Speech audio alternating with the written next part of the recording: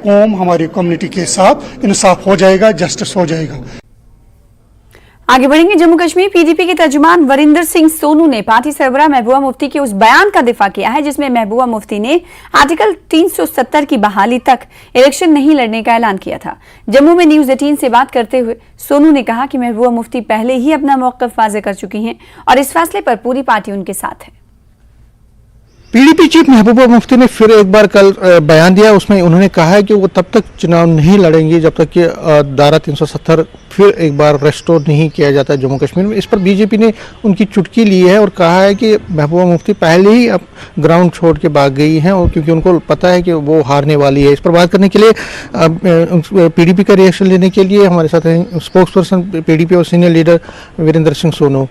वीरेंद्र जी, जो महबूबा जी ने कहा उस पर बीजेपी ने उनकी चुटकी ली, कहा कि ये तो पहले इनको पता है कि हार रही हैं तो इसलिए भाग रही हैं। देखिए, ऐसे है कि जो महबूबा मुफ्ती साहिबा ने कहा है आज नहीं, उन्होंने 2 साल 3 साल पहले भी कहा था जब वो जो इलीगल डिटेंशन से उनको छोड़ा गया था। उन्होंने कहा था कि जब तक मेरी रियासत, मेरा स्पेशल स्टेटस, मेरा सब कुछ आ जाता है, मेरे लिए कुर्सी को मैंने नहीं रखती, मेरे लिए चुनाव कोई इलेक्शन लड़ना, एमएलए बनना, मिनिस्टर बनना, चीफ मिनिस्टर बनना मैंने नहीं रखता। तो जहाँ तक आप भारतीय जनता पार्टी की बात करते हैं, अभी भारतीय जनता पार्टी तो मैदान छोड़ के भाग चुकी है क्योंकि वो चुनाव नहीं करवा रही। आपके सामने ही है ना, सभी पॉलिटिकल पार्टी कहती है चुनाव कराओ, इलेक्शन कमीशन भी कहता है मैं चुनाव कराना। तो भारतीय जनता पार्टी को मेरे हिसाब से बात करने का हक भी नहीं है क्योंकि जो उन्होंने जम्मू कश्मीर के लोगों के साथ किया है, जो हमें बंधुआ मजदूर उन्होंने बनाया है, हमसे हमारा वोट का आकशीना हुआ है।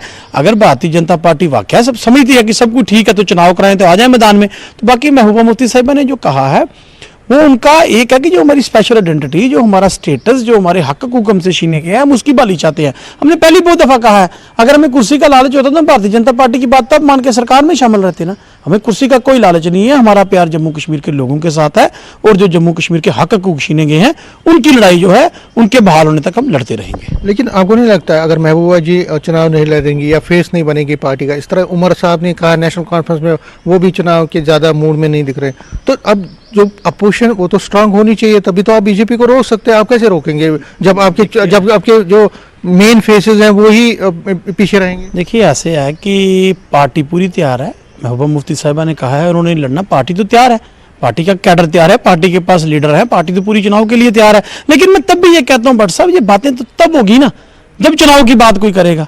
जब कोई चुनाव आएगा फिर आपको पता चल जाएगा कौन मजबूत है कौन कमजोर है। अगर भारतीय जनता पार्टी वाकई मजबूत समिति है, वो समिति हम कहीं, वो कहते हैं ना पीडीपी कहीं नहीं है, तो फिर डर किसका है उनको?